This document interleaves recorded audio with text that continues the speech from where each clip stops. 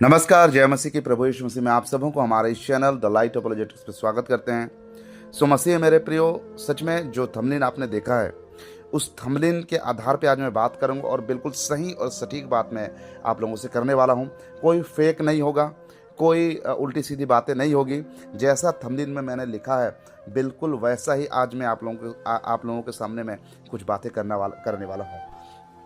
जी हाँ, ये बिल्कुल सही है कि अगर मैं जो बातें कहूँगा, मैं आपको एक सच्चा रास्ता बताऊँगा जिसके जरिए से बजिंदर सिंह बाहर निकल सकता है। आजकल आप यूट्यूब में जाकर देखिए, ऐसे बहुत सारे लोग हैं जो बजिंदर सिंह को बाहर निकालने के लिए, सलाखों के पीछे जो बजिंदर सिंह है उसको बाहर निकालने के लिए बहुत से उल्टी सीधी बातें कर रहे हैं, जिसके वजह से बजिंदर सिंह का जो मामला है और ज़्यादा उलझते जा रहा है, उलझते जा रहा है, सुलझने का नाम ही नहीं ले रहा है। क्यों नहीं ले रहा है? क्योंकि लोग जो है बहुत ही ज़्यादा उसको निकालने के लिए अपनी साजिश, अपना षड्यंत्र, अपना उल्टा सीधा दिमाग लगा रहे हैं। लेकिन देखिए, और लोग ये भी कर रहे हैं, उसके लिए प्रार्थना भी कर रहे हैं। तो कहां से बजिंदर सिंह बाहर निकल सकता है? झूठी बातों को लोग सामने रख रहे हैं और कह रहे हैं कि परमेश्वर बाहर निकालेगा। आप लोगों ने देखा है पिछले समय में आशीष राजकुमार को आप जानते हैं, जो कि बहुत उल्टी सीधी इधर उधर की बातें वो कर रहा है ना। सामने सब चीज दिखाई देते हुए भी वो उल्टी सीधी बातें कर रहा है। और एक व्यक्ति है, सामुएल माइकल नाम का एक बंदा अभी सामने में आया है, वो भी बहुत इधर उधर की बातें कर रहा है। उनकी बात में कोई दम ही नहीं रहता है, कभी इधर कभी उधर, कभी ये कभी वो। आखिर ये लोग कहना क्या चाहते हैं? तो मसीह मेरे प्रियो, मैं आज आप लोगों को एक उपाय बताऊंगा जिस उपाय से 100% बजिंदर सिंह बाहर निकल सकता है। और वो उपाय ये है कि बजिंदर सिंह ने जो जो गलतियां किया हुआ है, अभी तक उस गलती से बजिंदर सिंह बाहर नहीं निकला है। बहुत सारे लोग कहते हैं कि हम बजिंदर सिंह की शिक्षाओं से विरोध करते हैं। भाई, अगर उसकी शिक्षाओं से विरोध करते हो, अगर उसकी शिक्षाओं को विरोध करते हो, तो आप उनकी शिक्षाओं के विपरीत आप बात क्यों नहीं करते हैं? आज भी वो जहां पर सो कॉल्ड चर्च लगाता है, आज भी वहां पर वही हरकत सेम दिखाई देता है। तो क्या परमेश्वर उनसे प्रसन्न होगा? अगर बजिंदर सिंह के लोग, जो लोग कहते हैं कि हम परमेश्वर की सेवा कर रहे हैं, सो कॉल्ड चर्च लगाते हैं, वो लोग उन सारे हरकतों को अपने चर्च में करने से बंद कर दें।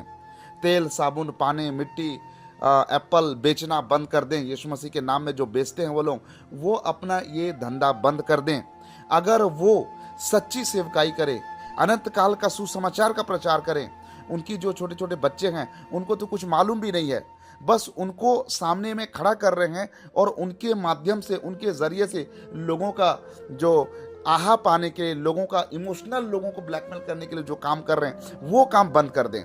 ठीक है, उनके बच्चे, उनको मालूम नहीं है, उनको जो सिखाया जाता है वही प्रचार कर देते हैं, वही बोल देते हैं। लेकिन उनके बातों में कितनी कमियां रहती है, ये कोई देखने के लिए किसी के पास हिम्मत नहीं है। बस लोग देख रहे हैं उनके छोटे छोटे बच्चे। अरे भाई, आप हर एक बातों को, हर एक चीजों को परमेश्वर की ओर से आप देखिए, मसीह यीशु में होकर देखिए, तब आपको पता चलेगा क्या सही है क्या गलत है। प्रभु यीशु मसीह ने क्या कहा था? एक चेले को प्रभु यीशु मसीह ने कहा था कि एक चेला बोलता है कि मैं अपने पिता को पहले दफना के आता हूं। तो प्रभु यीशु मसीह ने कहा, मुर्दों को अपने मुर्दे गाड़ने दे, तू मेरे पीछे हो ले। अगर आजकल के लोग क्या कहेंगे, अरे ये कैसा यीशु मसीह है, वो कहता है अपने बाप का मुर्दा को गाड़ने तक नहीं देता है, कैसा मसीह है? तो मोरालिटी के तौर पे आप चीजों को ना देखें। ठीक है, क्या सही है क्या गलत है, संसारिक बुद्धि ज्ञान की ओर से आप चीजों को ना देखें, लेकिन बिब्लिकली बाइबल के आधार पे आप मसीह यीशु में होकर चीजों को देखें, तब आपको पता चलेगा। बहुत सारे लोग ये कहते हैं, हाँ उनके छोटे छोटे बच्चे हैं, वो प्रचार कर रहे हैं, इसमें क्या गलती है? बहुत गलती है मेरे भाई। जो लोग मुझे सुन रहे हैं, तो बहुत गलती है। मसीह यीशु के सुसमाचार में बहुत ज्यादा मिलावट हो रहा है।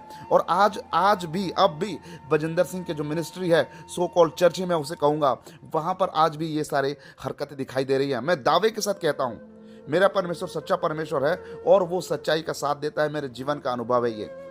अगर उनकी मिनिस्ट्री में जो कुछ गलतियां हो रही है, फेक हीलिंग किया जाता है, अगर वो बंद कर दिया जाए, उनके चर्च में तेल, पानी, साबुन, रुमाल, ये सारी चीजें बेची जाती है, अगर वो बंद कर दिया जाए, यीशु मसीह का सच्चा सेवा किया जाए। अभी बजिंदर सिंह का एक भाई है, रविंद्र सिंह है, वो भी उल्टी सीधी बातें कर रहा है, उल्टी सीधी हरकतें कर रहा है, वो सब कुछ बंद कर दिया जाए। प्रभु के हाथ में खुद को समर्पण करके अनंत काल का सुसमाचार प्रचार किया जाए, अनंत जीवन का सुसमाचार प्रचार किया जाए। स्वर्ग राज्य की स्थापना जो प्रभु यीशु मसीह ने किया, उस स्वर्ग राज्य के बारे में प्रचार किया जाए। मैं कहता हूं प्रभु जरूर, अगर वो अपने पापों से तौबा करके अगर मन फिराते हैं तो प्रभु जरूर अद्भुत काम करेगा। मेरा ये 100%, मैं ये तुक्का नहीं मार रहा हूं, 100% मेरा ये गारंटी के साथ मैं ये बात कह रहा हूं। और अगर बजिंदर सिंह अपने जो वो बंदी गृह में जहां पर है, वो घुटने में जाकर वो ये प्रार्थना करे, प्रभु अब तक मैंने बहुत गलतियां की है, मैंने बहुत अपराध गुनाह मैंने किया हुआ है, प्रभु मुझे माफ कर, मैं तेरे सुसमाचार से होकर प्रचार करूंगा, जरूर परमेश्वर उसको अनुग्रहित करेंगे, आशीषित करेंगे। लेकिन आज क्या कर रहे हैं लोग, आज लोग क्या कर रहे हैं, उसको बचाने के चक्कर में वो और भी शापित होते जा रहे हैं। बजिंदर सिंह को बचाने के चक्कर में वो और भी ज्यादा फंसते जा रहे हैं। क्यों? क्योंकि वो झूठ का सहारा लेकर वो सोच रहे हैं हम अपने बुद्धि, अपने दिमाग लगाकर, अपने पैसे खर्चा करके, अपने बलबूते पर हम बजिंदर सिंह को बाहर निकाल लेंगे। कैसे निकालोगे भाई? हाँ, आप झूठ का सहारा ले रहे हो। आप देखो कि आप झूठ का सहारा ले रहे हो, उल्टी सीधी बातें इधर उधर का फंसा रहे हो। कहां से वो परमेश्वर आशीषित करेगा? बिल्कुल भी नहीं करेगा। यहां तो लोग झूठ पे झूठ, झूठ पे झूठ, झूठ पे झूठ बोले जा रहे हैं। कोई भी सच्चाई का साथ देना नहीं चाहता है, कोई भी सच्चाई को कबूल करना नहीं चाहता है। यहां पर आशीष राजकुमार कहता है मैं बजिंदर सिंह को बाहर में निकाल के ले आऊंगा। कहां से निकालेगा भाई तू? कहां से निकालेगा तू? है? तेरे बातों में तो कोई सच्चाई दिखती ही नहीं है। परमेश्वर से डर, परमेश्वर से भय कर। और उधर सामुएल माइकल बैठा हुआ है, वो बजिंदर सिंह का मसीहा बना हुआ है। वो कहता है मैं निकाल दूंगा बजिंदर सिंह। कहां से निकालोगे भाई तुम लोग? हाँ, तुम लोग सोच रहे हो हम वकील लगा लेंगे। अरे अगर वो परमेश्वर का सच्चा सेवक है ना, किसी वकील की जरूरत नहीं पड़ेगा उसको। क्या बात करते हो तुम लोग? हम वकील लगा लेंगे, हम पैसे खर्चा कर लेंगे। आशीष राजकुमार जाके बजिंदर सिंह के भाई से पैसे का मांग कर रहा था कि भाई गाड़ी किराए दे दो। क्यों किसी के पास हाथ फैलाना है? प्रभु से प्रार्थना करो, खुद ब खुद लोग तुम्हें पैसे का डोनेशन देंगे, खुद ब खुद लोग तुमको मदद करेंगे। ठीक है? तो देखो, बजिंदर सिंह अगर प्रभु का सेवक है, बजिंदर सिंह अगर परमेश्वर की वो सेवकाई करता है, तो प्रभु उसके लिए लड़ेगा।